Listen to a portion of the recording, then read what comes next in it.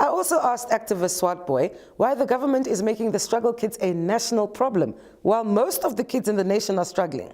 So it's a leadership crisis, a failure of leadership. It's a failure of sitting down and carefully looking at how you address that specific issue. And now they distribute the problem all over the country. And the problem, as it is distributed, so too becomes the revolt against it distributed all over the place. Now,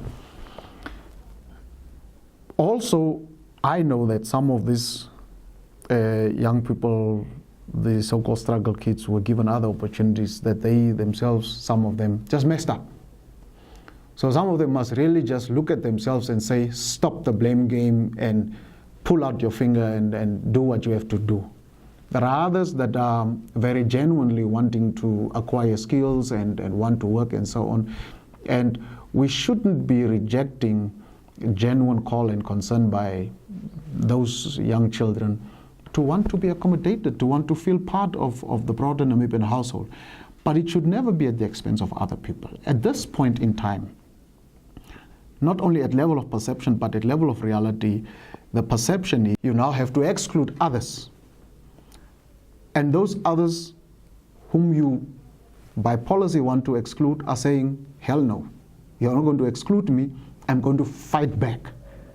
My fear is the possible outbreak of violence if government does not resolve this issue by retreating. They must retreat and stop this type of imposition of people at entry-level positions as if it is only, this question of unemployment is only affecting struggle kids. It's wrong. There was a time that 11 million was taken from Social Security Commission and was earmarked for some sort of assistance for struggle kids.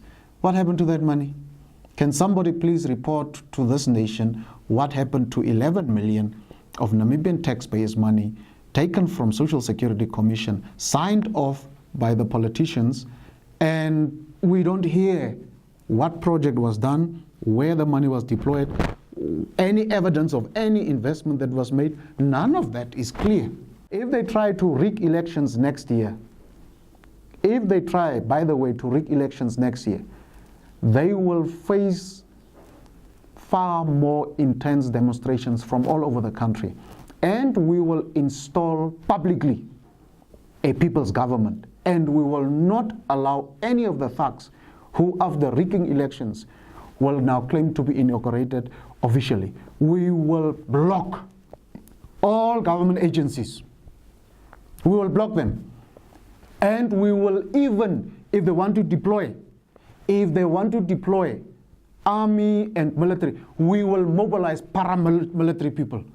We will mobilize paramilitary people to block them from occupying state offices after they try to rig elections. We are watching you. You Swartbooi thugs, we are watching you. Monyanda, we are watching you. I will deal with you. You will not rig elections next year and think that we will just accept elections with your funny AU and SADC observers who are paid also already in their countries to keep on lying here. And so we will deal with them.